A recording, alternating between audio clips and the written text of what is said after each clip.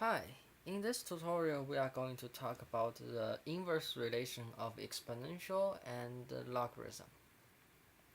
So if you remember in the previous video, if I have a 2 here, I can drag it to the other side to make it -2 and drag it to the other side to make it back to the +2.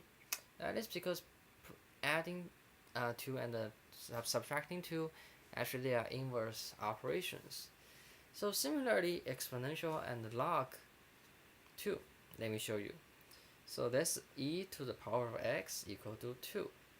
So if I drag this e to the other side, I will turn to its inverse, which is natural log. And if I drag this natural log to the other side, it will turn it back to e and natural log e natural log. And here's the catch. If you actually mean to divide by this thing instead of doing the inverse operation, you actually drag it lower to make it divide.